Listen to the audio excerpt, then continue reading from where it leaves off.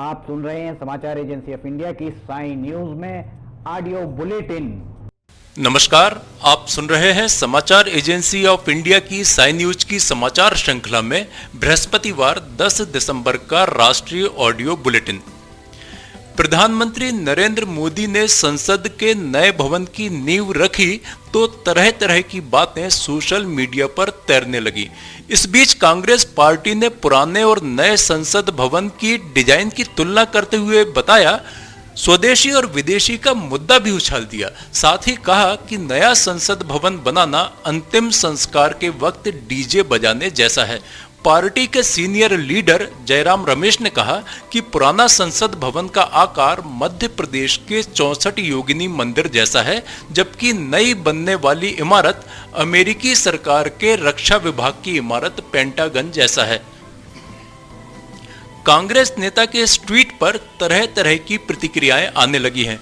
कोई नई इमारत को गैर जरूरी बता रहा है तो कोई सरकार के फैसले के साथ खड़ा है। बहरहाल कांग्रेस नेता जयराम रमेश ने नए संसद भवन को आत्मनिर्भर बताते हुए तंज भी कसा है। उन्होंने ट्वीट किया, अंग्रेजों का बनाया मौजूदा संसद भवन मध्य प्रदेश के मुरैना स्थित 64 योगिनी मंदिर जैसा दिखता है, लेकिन नए आत्मनिर्भर संसद भवन का प्रारूप वाशिंगटन डीसी स्थित पेंटागन से मिलता जुलता है।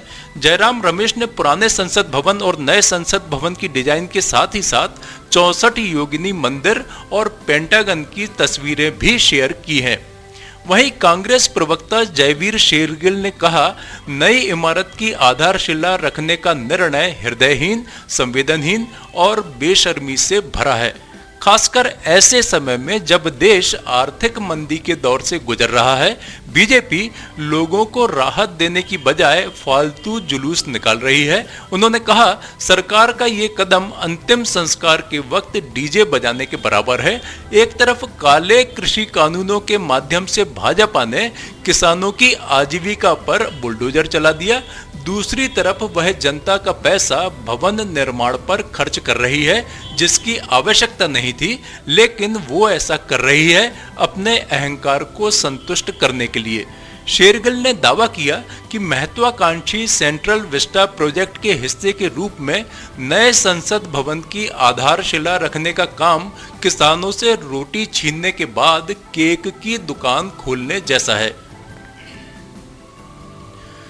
पश्चिम बंगाल के डायमंड हार्बर में बीजेपी अध्यक्ष जेपी नड्डा के काफिले पर हुए हमले को लेकर राजनीतिक घमासान तेज हो गया है। बीजेपी के राष्ट्रीय उपाध्यक्ष मुकुल रॉय ने डायमंड हार्बर की घटना को लेकर राज्य में राष्ट्रपति शासन लगाने की मांग की है। मुकुल रॉय ने कहा कि आज की स्थिति को देखते हुए पश्चिम बंगाल में तुरंत राष्ट्रपति शासन लगाया जाना चाहिए। भारतीय जनता पार्टी ने आरोप लगाया है कि पार्टी अध्यक्ष जेपी नड्डा की यात्रा से पहले पश्चिम बंगाल के 24 परगना जिले में डायमंड हार्बर में तृणमूल कांग्रेस के कार्यकर्ताओं ने उनके कार्यकर्ताओं के साथ मारपीट की। बीजेपी की राज्य इकाई के सूत्रों ने आरोप लगाया कि नड्डा के कार्यक्रम स्थल से पार्टी के बैनरों को फाड़ दिया गया और उनके कुछ कार्यकर्ताओं के साथ तृणमूल कांग्रेस के कार्यकर्ताओं ने मारपीट की। प्रधानमंत्री नरेंद्र मोदी ने नए संसद भवन की नींव रखने के बाद अपने संबोधन के दौरान भगवान बसवेश्वर को याद किया। उन्होंने बहुत महत्वपूर्ण जानकारी देते हुए कहा कि भले ही दुनिया मानती हो कि विश्व में लोकतंत्र की बुनियाद मैग्ना कार्टा से रखी गई, लेकिन हकीकत कुछ और है। पीएम ने कहा कि मैग्ना कार्टा से पहले ही भगवान बसवेश्वर ने लोक संसद की न केवल रचना की थी, बल्कि उसके सुचारू संचालन की व्यवस्था भी की थी। आइए जानते हैं कि आखिर भगवान बसवेश्वर कौन है, जिन्होंने मैग्ना कार्टा से पहले लोकतंत्र का चार्टर लिख दिया था। संत बसवेश्वर का जन्म 1131 ईस्वी में कर्नाटक के संयुक्त बीजापुर जिले में स्थित बागेवाड़ी में हुआ था। ब्राह्मण परिवार में जन्मे बसवेश्वर के पिता का नाम माद्रस और माता का नाम मादलांबिके था। 8 साल की उम्र में बसवेश्वर का उपनयन संस्कार हुआ, लेकिन विद्रोही बालमन इस परंपरा में नहीं टिका और उन्होंने उस धागे को तोड़ घर त्याग दिया। बसवेश्वर यहां से लिंगायतों का प्रमुख तीर्थ स्थल कुदाल संगम पहुंचे, जहां उन्होंने सर्वांगीण शिक्षा हासिल की। बाद के दिनों में संत बसवेश्वर कल्याण पहुंचे, जहां उस समय कलचुरी साम्राज्य के शासक बिज्जाला का शासन था। बसवेश्वर के ज्ञान का सम्मान करते हुए कलचुरी साम्राज्य में उन्हें कर्णिका अकाउंटेंट का पद दिया गया। बाद में वे अपने प्रशासकीय कौशल की बदौलत राजा बिज्जाला के प्रधानमंत्री बने। लेकिन बसवेश्वर को असल चिंता समाज की बिगड़ी हुई सामाजिक आर्थिक दशा की थी। समाज में गरीब अमीर की खाई लगातार चौड़ी हो रही थी। छुआछूत का व्यापक असर था। लैंगिक भेदभाव वाले समाज में महिलाओं का जीवन नारकीय बना हुआ था। बसवेश्वर ने इन सभी बुराइयों के खिलाफ जंग छेड़ दी। सोशलिस्ट विचारों के आरंभिक प्रणेता के रूप में बसवेश्वर एक महान सुधारक बनकर उभरे। उनके लेखन और दर्शन ने समाज में क्रांतिकारी बदलाव की शुरुआत की। उन्होंने अपने अनुभवों को एक गद्यात्मक पद्यात्मक शैली में वचन के रूप में लिखा। कोविड-19 के लिए फाइजर के टीके को अमेरिका में हरी झंडी पाने के लिए FDA के वैज्ञानिकों और विशेषज्ञों की चर्चा के दौर की बड़ी बाधा को पार करना होगा। यदि FDA टीके को मंजूरी देता है तो देश में इसे सुरक्षित और प्रभावी मानकर इसका उपयोग आरंभ किया जाएगा। Food and drug administration department FDA की टीका सलाहकार समिति की बृहस्पतिवार को हो रही बैठक अमेरिका में फाइजर के टीके के उपयोग को मंजूरी देने के लिहाज से संभवतः एक पड़ाव है। परीक्षण के दौरान टीका काफी हद तक कोरोना वायरस संक्रमण से बचाव करने में प्रभावी साबित हुआ है। केंद्रीय अल्पसंख्यक कार्य मंत्री मुख्तार अब्बास नकवी ने बृहस्पतिवार को बताया कि हज 2021 के लिए आवेदन की अंतिम तिथि को 10 दिसंबर से बढ़ाकर 10 जनवरी तक कर दिया गया है और साथ ही हज यात्रियों के अनुमानित खर्च में भी कमी की गई है। मंत्री के कार्यालय की ओर से जारी बयान के अनुसार तीर्थयात्री अनुमानित खर्च को रवानगी केंद्रों के अनुसार कम कर दिया गया है। नकवी ने यह भी कहा कि हज जून-जुलाई 2021 में होना निर्धारित है। कोविड-19 महामारी के मद्देनजर सऊदी अरब और भारत सरकार द्वारा जारी दिशा निर्देशों के अनुसार पूरी प्रक्रिया चल रही है। हाल ही में आई पिफिजर और मॉडर्ना कोरोना वैक्सीन गंभीर बीमारी से लड़ने में तो कारगर साबित हुई है, लेकिन कोरोना महामारी को फैलने से रोकने में ये वैक्सीन अभी कितनी कारगर है, ये साफ नहीं हो सका है।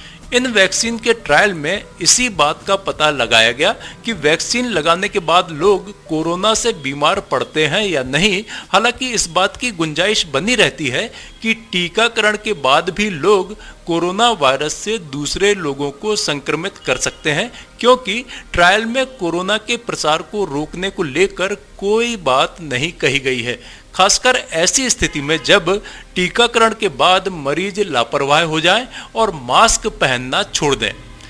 गौरतलब है कि टीकाकरण के बाद भी मरीज साइलेंट स्प्रेडर साबित हो सकते हैं। इससे उन लोगों को खतरा हो सकता है जिनका टीकाकरण नहीं हुआ है और वे इस जानलेवा महामारी की चपेट में आ सकते हैं। स्टैनफोर्ड यूनिवर्सिटी के मिचेल के मुताबिक कई लोगों का कहना है कि एक बार टीकाकरण के बाद वे मास्क नहीं पहनेंगे।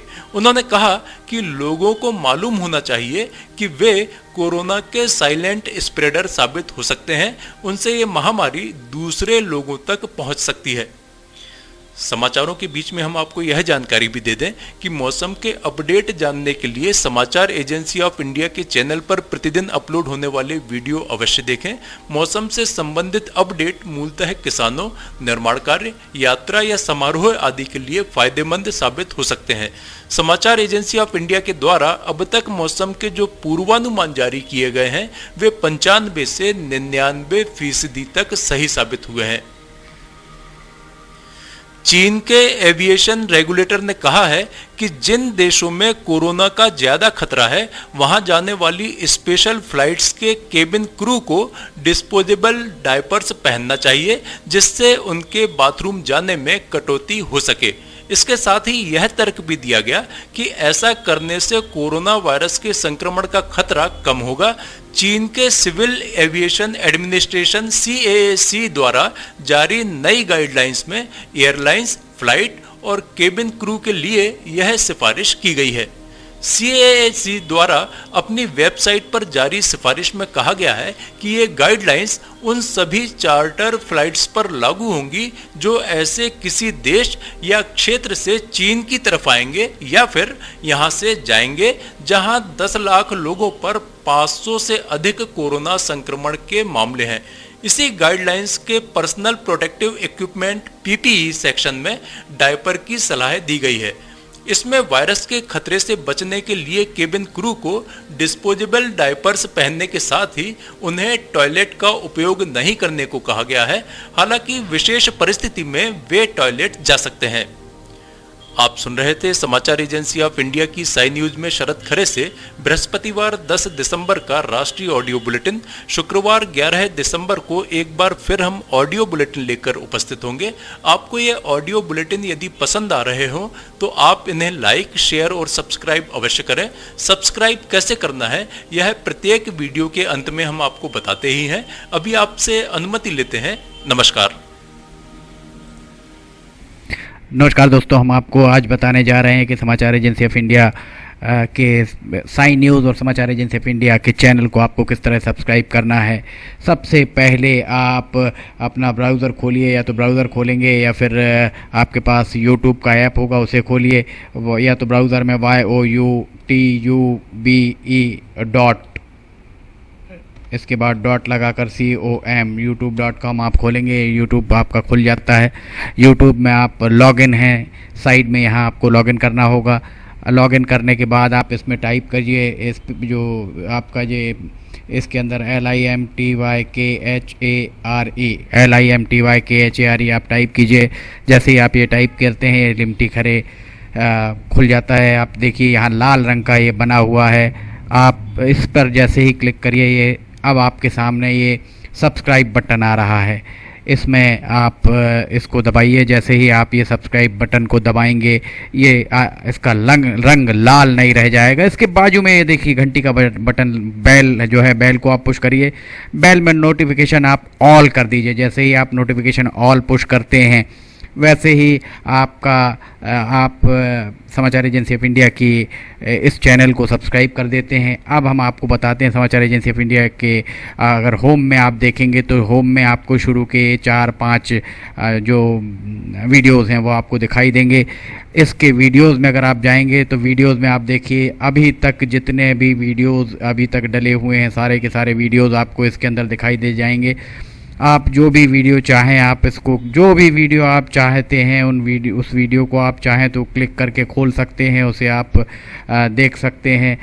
ये उदाहरण के लिए हम आपको बताते हैं कि जैसे मान लीजिए ये आपको मौसम का अपडेट है, ये आप खोल के देखिएगा, ये खुल गया। इसमें ये विज्ञापन भी आपको शुरू में चलते दिखेंगे।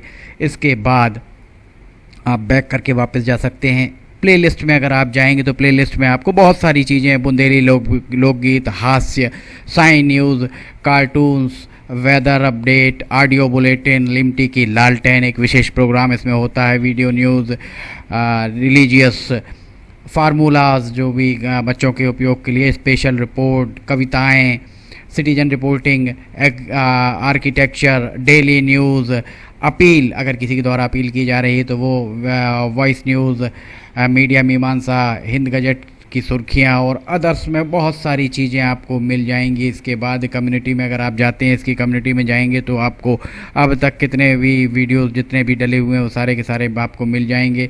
अबाउट में इसके क्या है, समाचार एजेंसी ऑफ इंडिया के जरिए देश प्रदेश में घटने वाली घटनाओं, समसामयिक विषयों पर चर्चाएँ, ऑडियो बुलेटिन्स, मौसम के अपडेट, स्टूडेंट्स के लिए जानकारियाँ, मनोरंजन आदि को स्थान दिया जाता है। समाचार भेजने के लिए email LIMTYKHARE@gmail.com और व्हाट्सअप नंबर 9425011234 9584647438 पर वीडियो भेज सकते हैं आप। वापस होम में आप आ जाइए, आप देखिए सब्सक्राइब, आप इस तरह आप इसको सब्सक्राइब कर सकते हैं।